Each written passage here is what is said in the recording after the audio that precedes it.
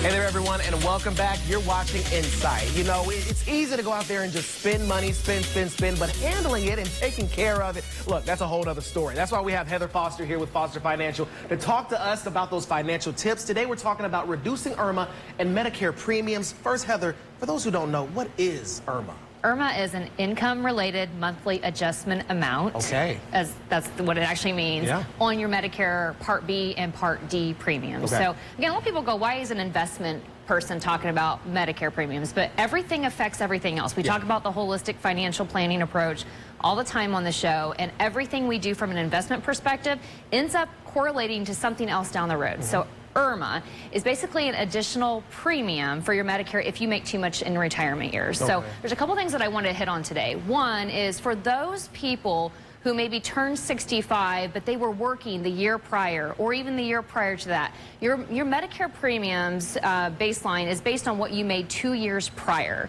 So if you happen to be still working and then you turn 65 and you've since retired, you can file a form, it's an SS-40, that says, hey, I've had an adjustment to my lifestyle or my income. There's a qualifying event here that allows me to actually reduce off the income that I made while I was working. So if you made, you know, $150,000 and you had some other income and it pushed you into IRMAA, but you now have since retired, you can file an appeal that says, hey, take off this $150,000 that I made in W-2 income. I shouldn't be basically penalized 2 years later on what my Medicare premiums are based on what I made. So there's some qualifying events such as retirement, reduction of work, work stoppage, if you get a divorce, or if somebody passes away, so your spouse passes away, you can file this waiver that says, hey, please don't base my income on what I made 2 years ago. There's been a change in my circumstance, which can lower that IRMAA premium down. So those dramatic life changes. Dramatic life changes, exactly. So there's about 5 different tiers of what we call IRMAA premiums. It can take your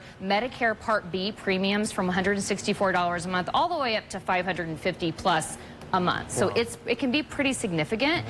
So one, file that waiver if you've had that change of circumstance in your life. A lot of people miss that. They don't really understand why their Medicare premiums are so high, and they just pay it. You can also go back and apply for this waiver, by the way, for years that you've missed. So you can go back and apply for this waiver. The other thing to think about is we talk and preach about Roth money a lot on this show and in my firm about saving Roth, doing Roth conversions, because a lot of people go, hey, I'll never get into IRMAA. My income will never be at those income levels. However, if you've saved a lot of money in your 401ks, and we see that a lot locally, people save, they save in their 401ks, and they do it all pre-tax.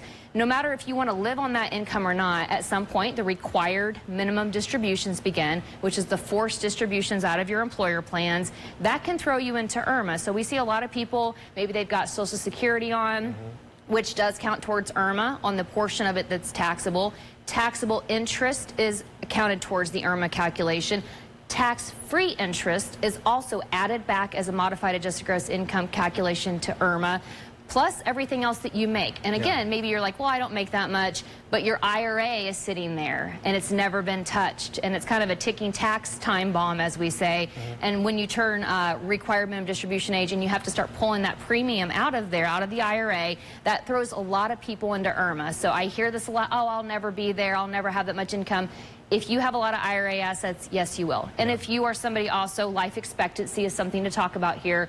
If a spouse passes away, which again, typically, statistically speaking, women outlive men, let's say, and there's usually maybe a 5 to 10 year difference between one outliving the other. During those years, you're now a single filer, and the IRMAA premium levels are very different. And so now you might put yourself in a situation where you're paying these huge exorbitant premiums because now you're a single filer. So taxes go up, IRMAA premiums go up. So we do strategizing in our office, planning tools to actually look at your investments and how you've saved, and also how to reduce these premiums on these additional Medicare Part B and Part D for IRMAA. A lot of information right there, Heather. Good information and well needed in the conversation. Thank you for that, as always.